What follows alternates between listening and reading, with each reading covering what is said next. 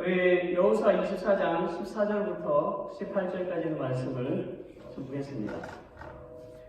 저희 같이 함께 읽겠습니다. 그러므로 이제는 여호와를 경외하며 성실과 진정으로 그를 섬길 것이라.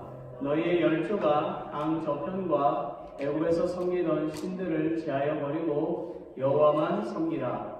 만일 여호와를 섬기는 것이 너에게 좋지 않게 보이거든 너희 열조가 강 저편에서 섬기던 신이든지 또 너희의 거하는 땅 아모리 사람의 신이든지 너희 섬길 자를 오늘날 택하라. 오직 나와 내 집은 여호와를 섬기겠노라.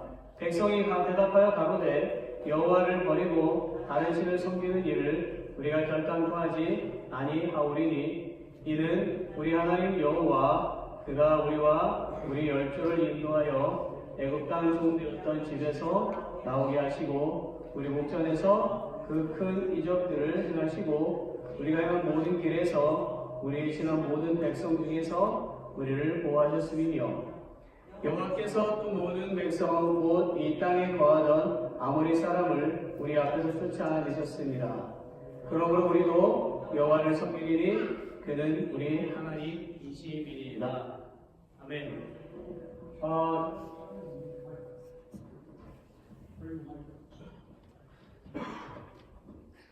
괜찮네요.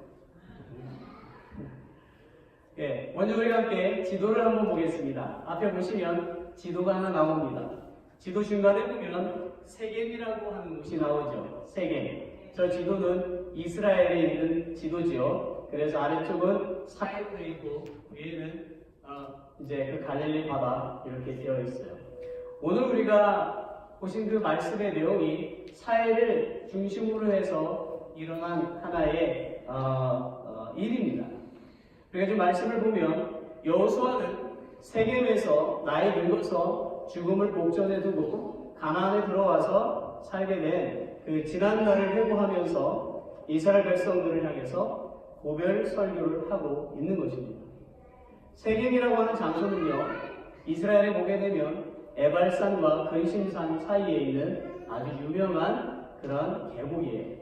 이곳은 아브라함이 가나안 땅에 처음 들어와서 제단을 쌓은 곳이고 야곱이 메소포타미아에서 돌아와서 우상을 땅에 묻고 하나님께 올바른 결단이나 선택을 할 때에 그리고 그때를 기억하면서 이스라엘 백성들이 그때를 기억하면서 새로운 결단을 하던 장소였다라는 것이죠. 이곳에서 선포하고 있는 이 여호수아의 고별 설교는요, 과거 하나님의 그 인도하심을 생각해서 가나안에 살면서 우상을 숭배하는 그런 실수를 저지르지 말고 오직 하나님만을 섬길 것에 대한 것이었습니다. 왜 여호수아는 이런 설교를 한 것일까요? 그것은 이스라엘 백성들은 가나안에 들어와서 살게 되면서 광야에서 맛보지 못했던 행복한 시간을 보내고 있었습니다. 그런데 그 행복했던 그 시간들이 결국은 하나님의 은혜를 잊어버리게 되고요. 하나님을 떠나서 우상을 믿게 만들었다라는 것입니다. 그들이 섬기던 우상은 아모리의 신, 이집트 신, 메소포타미아의 그런 우상들이었어요.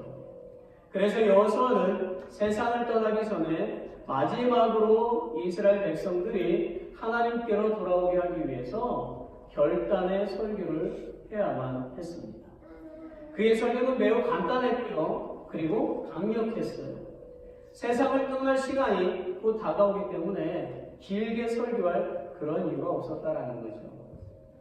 그럼 그가 어떤 설교를 했는가 우리가 좀 살펴보면 두 가지인데요. 첫째는 성실과 진정으로 하나님을 믿으라는 것입니다.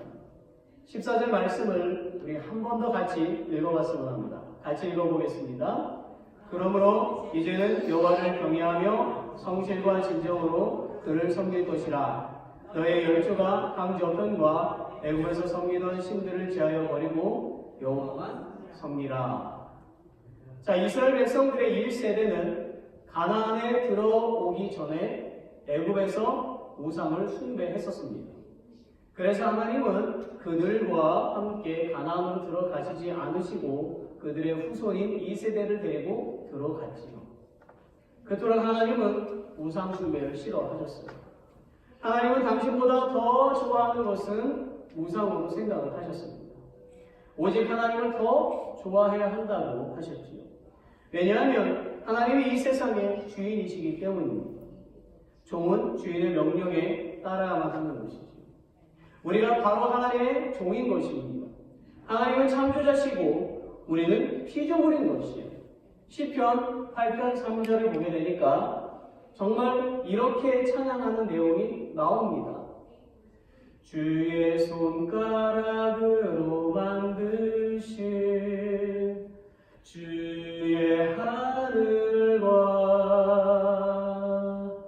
주의 베풀어 두신 달과 별 내가 보니 이러한 찬양을 하는 내용이 나와요. 하나님께서 우리를 위해서 손가락으로 달과 별들을 만들어 주셨다라는 것이죠. 욥기서 38장 25절부터 29절에 보면 우리에게 아주 귀한 말씀이 나오는데 같이 함께 읽어보겠습니다. 읽습니다. 누가 호구를 위하여 길을 내었으며 우리의 번개의 길을 내었으며 사람 없는 땅에 사람 없는 광야에 길을 내리고 황무하고 공허한 토지를 축축하게 하고 연한 풀이 나게 하였느냐? 아비가 있느냐? 이슬 방울은 누가 낳았느냐? 얼음은 위태에서 났느냐? 공중의 소리는 누가 낳았느냐? 하나님이 만드셨기에 비 속에는요 생명력이 있는 거예요. 그래서 메마른 땅이라도 비가 한번 내리면 촉촉해지고요 마른 풀에서도 새싹이 나고 꽃이 피고 열매가 맺히는 것이지요. 얼마나 놀랍고 아름다운 일인지 모릅니다. 얼마나 아름다운 하나님의 솜씨인지 몰라요. 그러므로 우리는 모든 만물을 창조하시고 또 우리에게 공짜로 공급해 주시는 그 하나님께 감사해야 하고요. 마땅히 하나님을 믿어야만 하는 것입니다. 그런데 어떻게 믿어야 한다고 되어 있습니까? 성실과 진정으로 믿으라고 되어 있어요. 이 말은 무슨 뜻이냐면 신명기 6장 5절에 보니까 너는 마음을 다하고 뜻을 다하고 힘을 다하여 주 너희 하나님을 여호와를 사랑하라 하는 말과 같은 것이지요. 즉 하나님을 믿으려면 대충 믿지 말고 최선을 다해서 진정한 믿음으로 믿으라는 것입니다. 내 주변이 아무리 정신없이 바쁘게 돌아가도 다른 것을 보지 말고 오직 하나님만을 바라보라는 것이지요. 세상이 아무리 혼란스러워도요 하나님만을 바라보라는 것입니다. 그럴 때에 하나님의 고난 가운데서 구원해 주시는 것이지요. 근심 가운데서 건져주는 것입니다. 죄 가운데서 자유하게 해주시는 것입니다. 우리가 잘 아는 욥의 인생을 보세요. 당대의 제일 부자였지만 사탄의 시험으로 하루아침에 수천 마리의 가축을 잃고 온 가족들을 다 잃어버리고 하인들도 죽었고 모든 재산을 잃어버렸습니다. 그것도 모자라서 사탄은 욥의 몸에 부스러기가 나게 해서 기와장으로 몸을 긁으면서 피를 흘리는 고통 가운데 있었어요. 세상에 그런 고통을 당해본 사람이 어디 있겠습니까? 우리 중에 이러한 고통을 당하는 사람이 있나요? 그럼에도 욥은 욥기 1장 21절에 보니까 이런 고백을 합니다. 우리 같이 함께 읽어보겠습니다. 시작. 가로되 내가 모태에서 적신이 나와 싸운즉 또한 적신이 그리로 돌아가올지라. 주신 자도 여호와시요 취하신 자도 여호와시오니 여호와 이름이 찬송을 받을지니라 하고. 아멘. 욥은 하나님을 바라보는 그 믿음으로 말미암아 욥기 마지막 42장에 보면 하나님으로부터 2배의 복을 받았습니다. 할렐루야. 사랑하는 여러분, 우리에게 정말 고난이 있는 것은요 사탄이 우리의 믿음을 시험하기 위한 것이지요. 고난이나 아픔이 있을 때에 더욱 하나님을 믿어야만 하는 것입니다. 우리가 부유해졌을 때나 또는 삶이 편안해졌을 때에도 더욱 하나님을 믿어야만 하는 것입니다. 왜냐하면 세상은 결코 어려움 속에 있는 우리를 구원해 줄 수가 없기 때문입니다. 오직 하나님만이 우리를 살리시는 분이십니다. 하나님이 우리를 보호하시고 인도하십니다. 그러므로 하나님과 멀어지게 만드는 세상의 우상을 버리시기를 바랍니다. 사단의 유혹에 넘어가지 마시기 바랍니다. 물질 때문에 근심 걱정하시지요? 그 근심을 내려놓으시기 바랍니다. 하나님은 물질의 주인이십니다. 물질이 근심이 되어서 이리저리 다니지 마시고 다윗이 고백한 시편 42편 1절에 있는 말씀을 우리가 고백해야 해요. 하나님이여 사슴이 신의 물을 찾기에 갈급한 같이 내 영혼이 주를 찾기에 갈급하니이다. 또한 마태복음 6장 33절에 있는 말씀처럼 너희는 먼저 그의 나라와 그의 의를 구하라. 그리하면 이 모든 것을 너희에게 더하시리라. 그 말씀을 우리가 믿고 살아가야만 하는 것입니다. 우리가 물질보다 더 하나님을 의지하면 하나님은 정말 물질뿐만 아니라 다른 원하는 것까지도 주신다고 약속을 하셨습니다. 하나님을 믿으시기를 바랍니다. 그분께서 나의 필요를 공급해 주실 것입니다. 그분이 나의 전생애를 책임져 주실 것입니다. 아멘. 마지막 두 번째는 섬길 자를 오늘날 택하라는 것입니다. 15절 말씀을 한 번 더 같이 읽겠습니다. 읽습니다. 만일 여호와를 섬기는 것이 너에게 좋지 않게 보이거든 너희 12가 강 저편에서 섬기던 신이든지 혹 너희의 거하는 땅 아모리 사람의 신이든지 너희 섬길 자를 오늘날 택하라. 오직 나와 내 집은 여호와를 섬기겠노라. 여러분 이스라엘 백성들을 보세요. 하나님의 말씀에 순종할 때는 그들의 삶은 평탄했습니다. 홍해도 건넜어요. 요단강도 그들이 건넜습니다. 가나안에 사는 거대하고 잔인한 부족들도 쉽게 이겼어요. 그러나 하나님의 말씀에 불순종할 때는 고난이 있었어요. 아이성 전투와 같은 어이없는 패배를 당하기도 하고 죽기도 하였습니다. 예를 들면 금송아지 우상을 만들고 숭배를 하다가 이스라엘 사람이 3,000명이나 죽는 사건도 있었습니다. 여호수아는 과거의 우상을 숭배함으로써 있었던 고난을 회고하면서 가나안에서 살 때는 절대로 우상을 섬기지 말고 정말 하나님만을 섬기라고 설교하고 있는 것입니다. 우상을 섬기는 죄를 짓지 말라는 것이지요. 그러면서 이렇게 말합니다. 우상을 섬길 것인가? 아니면 하나님을 믿을 것인가? 오늘날 선택하라. 그러나 나와 내 집은 하나님만을 섬기겠노라. 110세가 된 여호수아가 지금 자신의 인생을 다 돌아보면서 이스라엘과 함께 하신 그 하나님이 진정 살아계신 하나님이심을 고백하고 이스라엘 백성들과 확인하고 있는 것입니다. 한 유대인의 여자가 예수 그리스도를 영접을 했어요. 가족들은요, 그 여자 때문에 새로이 얻은 믿음을 버리게 하려고 온갖 노력을 다했어요. 유럽 여행을 시켜준다, 주겠다. 또 예수님을 부인하면 정말 갖고 싶은 것을 다 사게 해주겠다. 어떤 일이라도 다 해주겠다. 그렇게 했어요.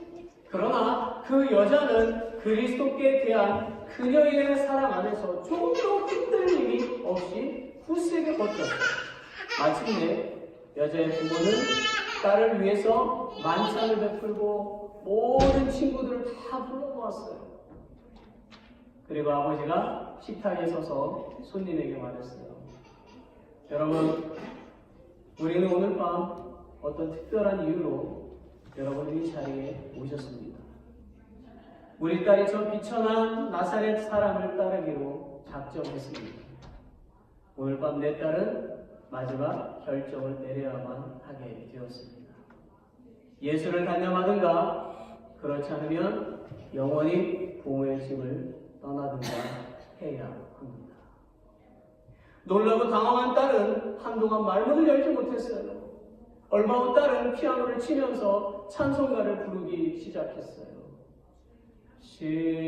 십자가를 내가 지고 주를 따라가로다. 이제부터 예수로만 나의 보배 삼겠네. 노래를 마친 딸은 자기 방으로 들어가서 옷을 갈아입고 가방을 꾸려서 부모집을 떠났습니다. 예수님을 따르기 위해 최상의 희생을 기꺼이 치렀던 것입니다. 여러분, 사람인 우리는 내일 일을 알 수가 없어요. 내일 일은 오직 하나님만이 아시는 것입니다. 하나님이 아닌 다른 것을 믿는 것은 우상인 것입니다. 우상은 미래를 모릅니다. 미래를 모르는 그 우상에게 우리의 인생을 맡겨야 되겠습니까? 안 될 말인 것입니다. 우리의 미래를 아시는 분은 하나님이십니다. 우리는 하나님을 선택해야만 하는 거예요. 그래야만 사는 것입니다. 그래야만 천국에서 영원히 살 수가 있는 것입니다. 사랑하는 여러분, 하나님은 당신이 만든 인간이 계속 범죄를 저지르자 구원하시기 위해서 예수님을 이 땅에 보내셨잖아요. 그리고 인간의 죄가 너무 많아서 하나님이 눈물을 흘리면서 독생자 예수님을 채찍의 고통과 가시면류관의 그 아픔과 십자가에 죽게 하셨어요. 하나님, 우리가 받아야 할 형벌을 예수님께 대신 지게 하셨잖아요. 그것도 예수님의 양팔을 찢어지도록 넓게 벌리게 할 정도로 우리의 죄를 사하시고 우리를 사랑하신다고 말씀하셨습니다. 그런데도 하나님은 우리에게 아무런 대가도 요구하시지 않습니다. 단지 하나님은 우리가 그 예수님의 품에 안기기만 하면 영원한 생명을 소유하게 된다고 말씀하고 계십니다. 그런데도 우리는 세상을 좋아하고 물질을 좋아하고 사람들을 정죄하고 창조주 하나님을 내 기준으로 판단하고 내 마음에 맞는 대로 골라서 믿고 있어요. 예수님을 구원자로 받아들이려고 하지 않고 있어요. 하나님을 진심으로 믿으려 하지 않고 있어요. 심지어 그리스도인들도 너무나 위선적인 삶을 살고 있습니다. 우리는 회개해야 합니다. 하나님보다 세상을 더 좋아했던 것을 회개해야만 하는 것, 물질을 더 좋아하는 것을 회개해야만 합니다. 그래야만 하나님께로부터 우리의 죄를 용서받을 수가 있으며 그분께서 주시는 진정한 평화를 누리며 살 수가 있게 됩니다. 우리가 세상을 선택한다면 이 세상이 우리의 마지막 삶이 될 것이지만, 그러나 우리가 하나님을 선택하면 우리는 하나님과 함께 천국에서 육체의 고통이나 죽음의 슬픔도 없이 기쁘고 즐거운 삶을 영원히 살게 된다는 것을 믿으시기를 바랍니다. 말씀을 맺습니다. 오늘은 좀 어려운 또 무거운 설교이지요.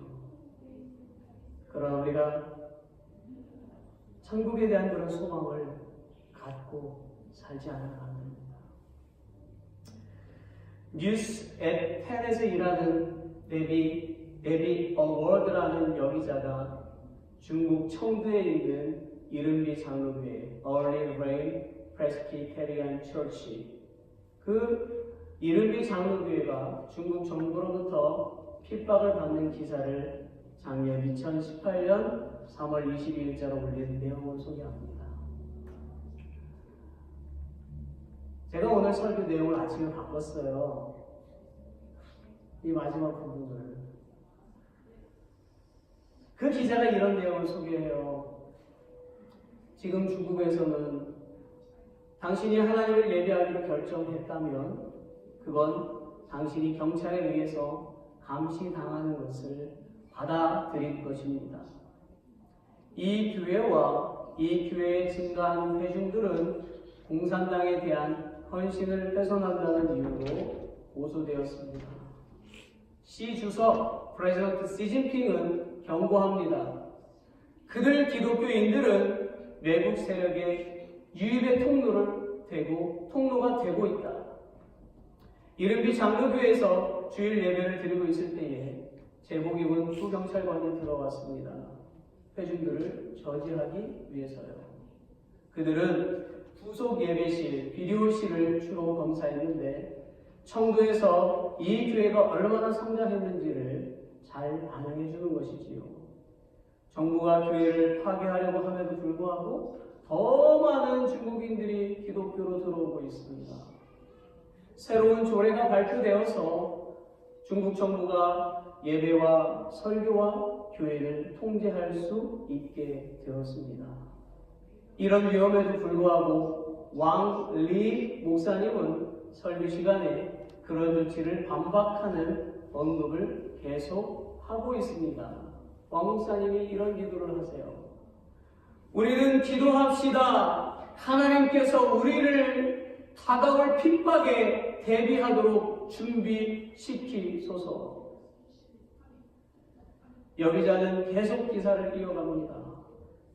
작년에 몇 명의 교회 지도자들이 체포되었고 왕 목사님은 자신이 다음이 될 것을 우려합니다. 왕 목사님은 말합니다. 저는 우리 성도들을 다가올 핍박에 준비시키려 합니다. 성도들도 곧 체포될 수가 있어요. 이 교회는 폐쇄될 수 있어요. 또 신앙 때문에 직장을 잃을 사람도 있을 것입니다. 성도 중에 정부기관에서 일하는 사람은 그들의 교회의 참여 수준을 조사받을 것입니다. 여기자는 계속 말을 이어가요. 2018년 1월에 샨시성의 관리들은 금초대 교회 골든 램 스탠드 처치 건물을 허물도록 명령을 했습니다. 건물 건축법을 위반했다는 것이 철거의 이유였지요.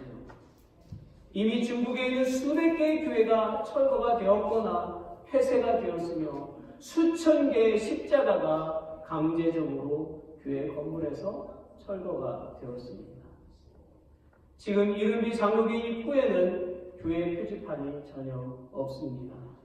성도들은 청두시의 중심과 높은 빌딩 23층에서 모이지만 새 신자는 찾아서 올 수가 없게 되었지요.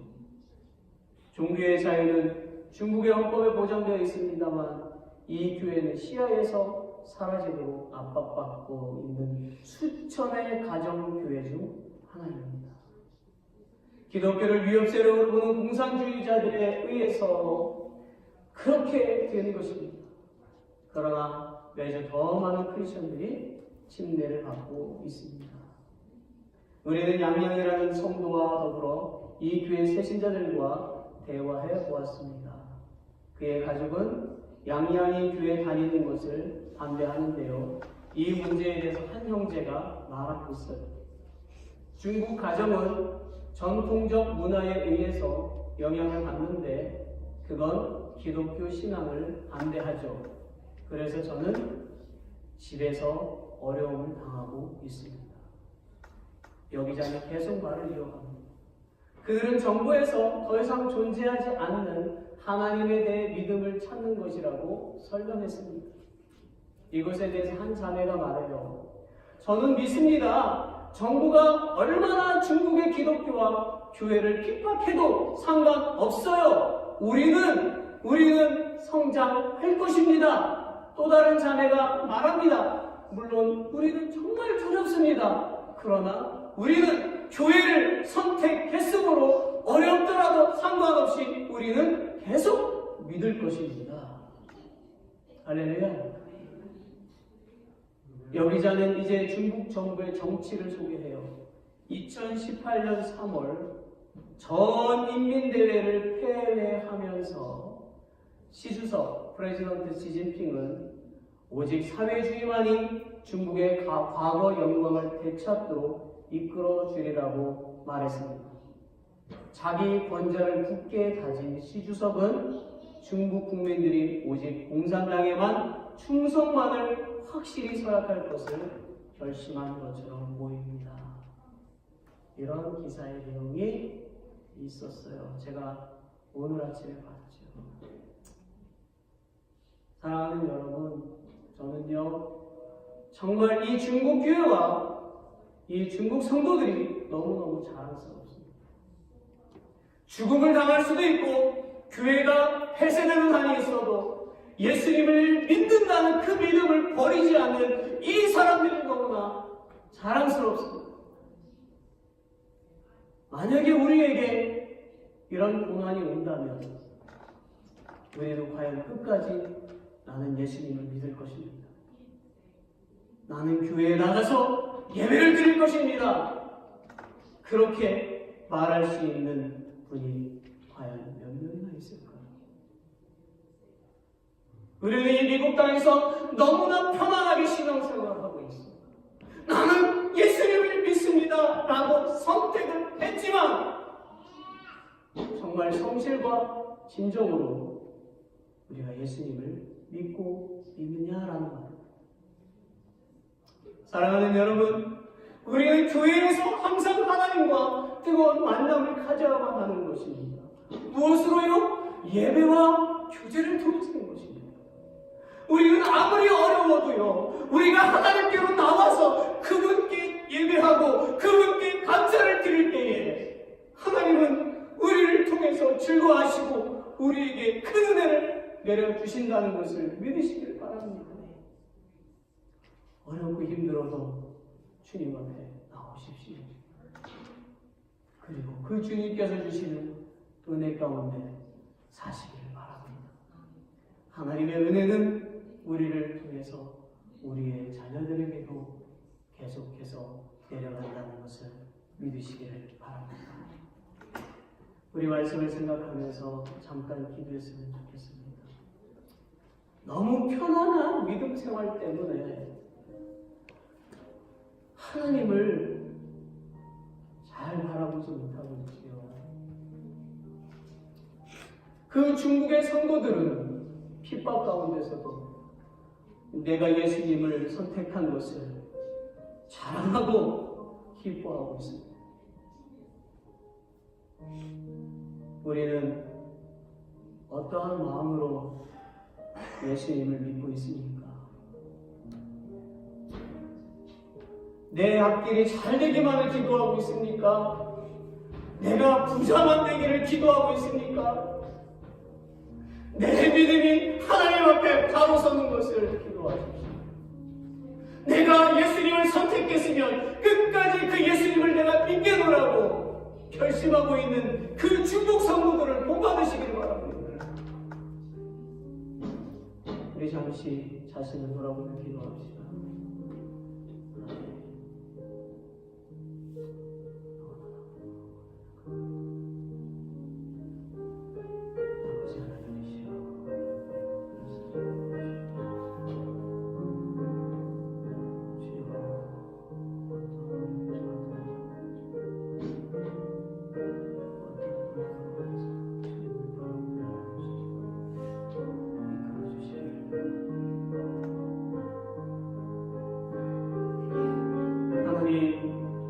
세상 도처에는 예수님을 믿는다는 이유로 핍박을 받고 죽어가는 사람들이 너무나 많이 있습니다.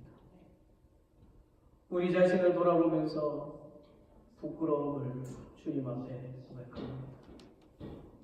너무나도 편안하게 믿음 생활하면서도 불평이 있는 우리를 용서해 주시옵시고 불순종하는 우리를 용서해 주시기를 원합니다. 이 세상을 떠나는 그날까지 주님을 끝까지 믿고 영원한 천국에 거하는 주님의 백성들 다 되게 하여 주시옵소서. 예수님 이름으로 기도드립니다.